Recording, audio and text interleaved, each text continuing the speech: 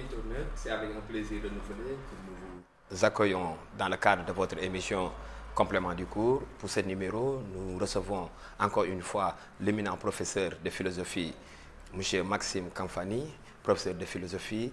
Au menu de votre émission aujourd'hui, nous allons parler de la vie sociale, la vie en société, qui met en caractère l'individu, la personne et la société, et les relations qu'entretiennent ces personnes avec la société. Avant tout, nous passons la parole au professeur. Professeur, nous vous saluons. Bonsoir, M. Ning. C'est encore un immense plaisir de partager le plateau avec vous, de remercier également davantage votre équipe technique qui va nous accompagner durant cette émission. Comme vous l'avez abordé tout à l'heure dans votre présentation, il s'agit fondamentalement de parler des relations entre l'individu, la personne et la société. Et toutes ces notions sont fondamentales en philosophie parce que ça concerne le domaine 2. Et comme j'ai l'habitude de le dire, le domaine 2 est essentiellement et fondamentalement pratique. Si dans le domaine 1, il y a ce qu'on appelle la problématique fondamentale de la définition de la philosophie, mais la question fondamentale qui mérite d'être étudiée dans le domaine 2 et qui va certainement diviser les philosophes, c'est encore la question qu'est-ce que l'homme? Et on sait que, comme j'ai l'habitude de le dire, l'homme est un être complexe. L'homme est presque un être indéfinissable. Pourquoi? Parce qu'il a plusieurs facettes. Pourquoi? Parce que l'homme n'est pas un être figé. Pourquoi? Parce que l'homme n'est pas un être statique. Pourquoi? Parce que l'homme est un être perfectible et évolutif. Là où l'animal est instinctif, l'homme s'efforce de perfectionner son intelligence, mais également de donner un sens à sa vie. Raison pour laquelle réfléchir sur ces trois notions, à savoir l'individu, la personne et la société, deviennent fondamentales pour tenter de connaître, en tout cas, qu'est-ce que l'homme et quelles sont les relations qu'il entretient avec la société. Avant d'arriver à ces relations qu'il entretient, il faudrait qu'on passe d'abord au préalable, c'est-à-dire la définition de ces concepts, le concept d'individu, le concept de personne et même l'élément de la société. Aujourd'hui, voilà, vous avez la parole. Pour tenter de définir ces notions, en tout cas pour tenter de connaître, pour tenter de définir l'homme, il serait peut-être intéressant de définir les trois notions, à savoir l'individu, la personne et la société. Qu'est-ce que l'individu? Je dirais tout simplement que l'individu est un élément dans un ensemble. Qu'est-ce que l'individu? Un individu, c'est un élément par rapport à... Il est une unité par rapport à une multiplicité.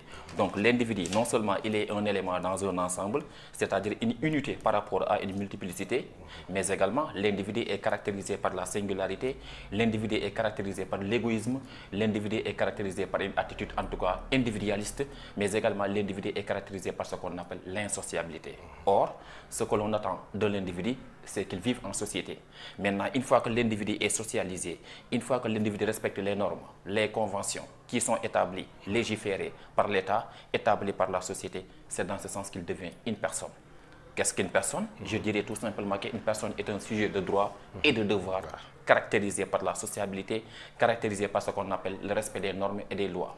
Donc là où l'individu a souvent tendance à s'écarter des normes, des conventions établies par la société, la personne, au contraire, c'est quelqu'un qui est caractérisé par il est un sujet de droit. La personne, elle est un sujet de droit et de devoir, mais également la personne est caractérisée par ce qu'on appelle la sociabilité, elle est caractérisée par ce qu'on appelle l'entraide, la solidarité et le respect des normes et des lois. Parce que quand on vit en société, fondamentalement, il faut le préciser, il faudra qu'on respecte les normes et les lois. Parce que l'individu qui ne respecte pas les conventions sociales, l'individu qui ne respecte pas les normes et les lois, s'inscrit ce qu'on appelle, s'engouffre de ce qu'on appelle dans l'anomalie. Or, un tel individu menace ce qu'on appelle l'équilibre social.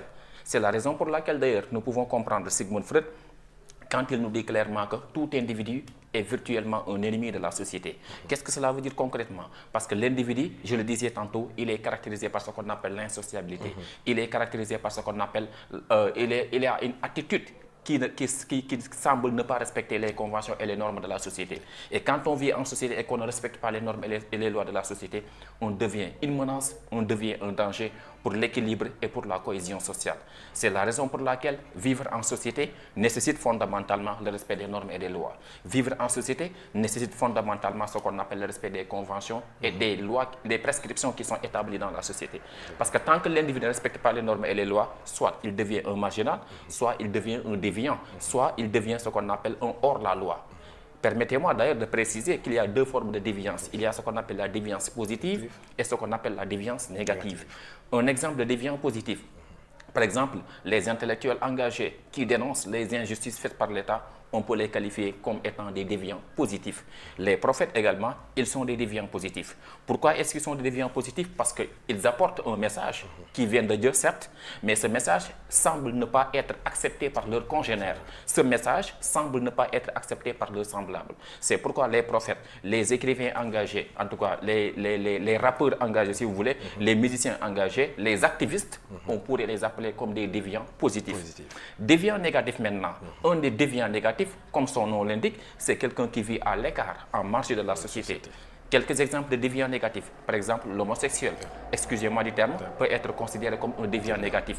Le criminel, il est un déviant négatif. Le toxicomane, il est un déviant négatif. Maintenant, toute personne qui vit en marge de la société et qui menace constamment ce qu'on appelle l'équilibre, la cohésion sociale, pourrait être appelé comme un déviant négatif. Maintenant, tous ces individus, pour les pousser à vivre en société, il y a un psychologue, excusez-moi, un sociologue français du nom de Émile Durkheim qui disait clairement que pour pousser l'individu à respecter les normes et les lois qui sont établies dans la société, il faudra exercer une contrainte sur l'individu.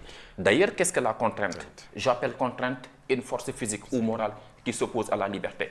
On comprend sous ce rapport que la société, certes, elle est là pour réguler, pour normer, pour encadrer, pour régenter, en tout cas pour organiser, structurer ce qu'on appelle la vie sociale. Mais parallèlement, ou bien paradoxalement, la société souvent, elle est contraignante. Elle est contraignante pourquoi? Parce qu'elle exerce de la pression. Elle exerce de la pression sur l'individu afin qu'il respecte les normes les normes et les lois. Elle est contraignante pourquoi? Parce que la société a souvent tendance à soustraire, à limiter, à enfreindre ce qu'on appelle notre liberté. Et nous savons très bien que l'homme est par essence un animal qui aspire à être libre. Je dirais même, la liberté, elle est un droit inaliénable. Mais cette liberté, permettez-moi de le préciser, ne doit pas être abusive. Cette liberté ne doit pas être une liberté illimitée, parce qu'il y a une différence fondamentale entre la liberté, la licence et le libertinage. Certes, l'homme est un être qui aspire à être libre, mais sa liberté, je dirais, doit être rationnelle. Sa liberté doit être normée. Sa liberté doit être encadrée. C'est la raison pour laquelle, permettez-moi de faire une digression pour rappeler à ceux qui nous écoutent la façon dont les hommes vivaient avant la vie en société. Nous en avons parlé la dernière fois, parce que c'est important de le préciser encore. Avant la vie en société, nous disent les théoriciens du contrat social, à savoir Jean-Jacques Rousseau et Thomas Hobbes, nous font savoir clairement que les hommes vivaient dans l'état de nature. Or, l'état de nature est une situation caractérisée par la guerre de tous contre tous. L'état de nature est une situation caractérisée par l'insécurité. L'état de nature est une situation où règne l'injustice